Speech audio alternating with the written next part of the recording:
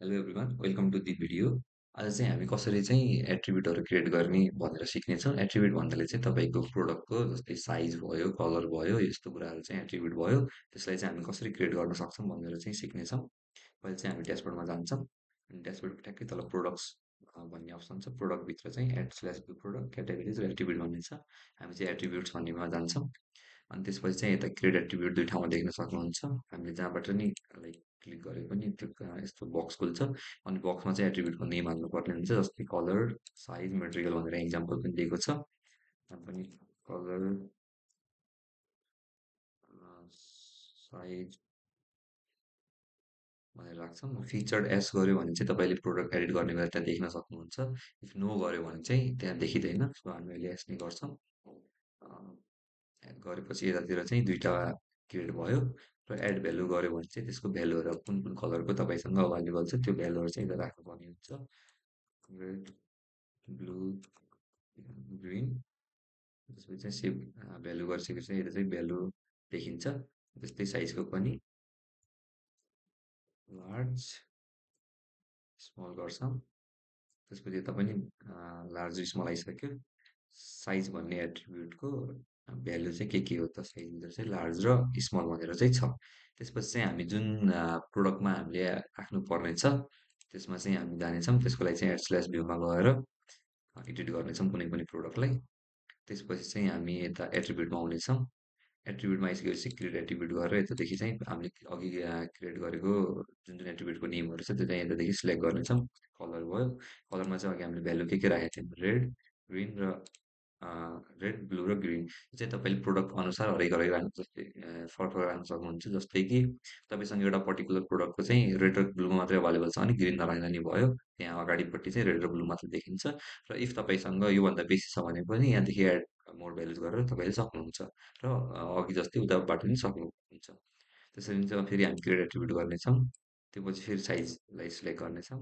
त्यसरी नै अघि भएको लार्ज स्मल यसरी तपाईँले एक्सेल जे पनि सर्ट फर्ममा लङ फर्ममा जसरी पनि राख्न मिल्छ। त्यसपछि चाहिँ हामी सेभ चेन्ज गर्नेछौँ। सेभ चेन्ज गरेपछि चाहिँ यता चाहिँ भेरिएन्टहरू क्रिएट हुन्छ। भेरिएन्टहरू यसरी क्रिएट हुन्छ। डिफल्ट चाहिँ कुन भेरिएन्ट राख्ने भनेर चाहिँ तपाईँको यता अप्सन हुन्छ र हरेकको चाहिँ तपाईँले चाहिँ यतादेखि इमेज राख्नुपर्ने हुन्छ। यसरी इमेज राख्यो भने चाहिँ के हुन्छ, जुन इमेजमा क्लिक गर्यो त्यही भेरिएन्ट चाहिँ उता खुल्छ अगाडिपट्टि चाहिँ। यसरी अनि यिनीहरूको चाहिँ हरेकको प्राइस पनि तपाईँले राख्न सक्नुहुन्छ। राख्नै पर्ने हुन्छ तपाईँले हरेक भेरिएन्टको। यता तपाईँले यता use helper tool to add variant भनेर पनि छ। यसरी गरेर चाहिँ तपाईँले यसरी चेन्ज भ्यालु विथ जिरोलाई कतिमा सबैको एउटै हुन्छ नि त प्राइस। अनि अप्लाई भर्टिकली र होरिजेन्टली भन्ने हुन्छ। प्राइस चाहिँ हामीले मानौँ यो प्रोडक्टको चाहिँ 2000 राख्यौँ। अनि अप्लाई भर्टिकली गऱ्यो भने यो सबैमा चाहिँ यो अप्लाई भयो। युनिट प्राइस चाहिँ कति छ लाइक यिनीहरूलाई चाहिँ तपाईँले कति परेको थियो अझै अझै म फेरि रिपिट गर्छु।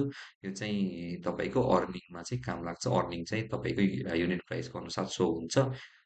त्यसैले यता चाहिँ तपाईँले कति त्यो प्रोडक्ट बनाउन कति लाग्यो अथवा तपाईँलाई त्यो प्रोडक्ट लाइक हुन्छ नि मान्छेलाई बेचुन्जेलसम्म कति त्यसमा चाहिँ कस्ट पर्यो भनेर चाहिँ यता तपाईँले राख्न सक्नुहुन्छ। युनिट प्राइस चाहिँ तपाईँको 1000 रुपिज राखिदिउँ अनि अप्लाई भर्टिकली गऱ्यो भने फेरि भयो। क्वान्टिटी कति छ त्यो पनि तपाईँले यसरी नै राख्न सक्नुहुन्छ। एड हुन्छ होला अहिले यसरी एड हुन्छ। पहिला 1 थियो त्यसरी अहिले 2 बनायो भने 3 एड भयो। कम्पेयर टु प्राइस भनेको चाहिँ यो डिस्काउन्ट प्राइस चाहिँ होइन।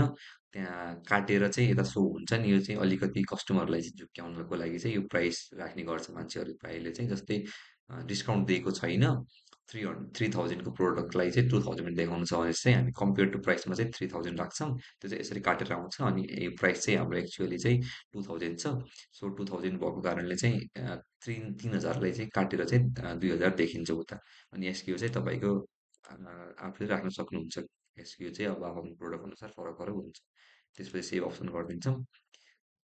त्यो पछि यो हामीले चाहिँ यो प्रोडक्ट एडिट गरेका थियौँ र यहाँ यसरी देखिन्छ तपाईँको ब्लू, ग्रिन, स्मल र लार्ज भनेर। यता चाहिँ अहिले इमेज कुनै पनि देखिएको छैन किन भन्दाखेरि हामीले इमेज राखेको थिएनौँ। त्यसैले इमेज राख्यो भने चाहिँ रेड क्लिक गर्ने बित्तिकै रेड कलरको इमेज हजुरले जुन इमेज राख्नुहुन्छ यता रेड कलरको भेरिएन्टमा त्यही इमेज चाहिँ उता सो हुन्छ तपाईँले। अनि जुन कलरको चाहिँ तपाईँले ब्लू राख्नुहुन्छ त्यतिखेर चाहिँ ब्लू नै सो हुन्छ। यसरी चाहिँ हामी चाहिँ कुनै पनि प्रोडक्टको भेरिएन्टहरू क्रिएट गर्न सक्छौँ।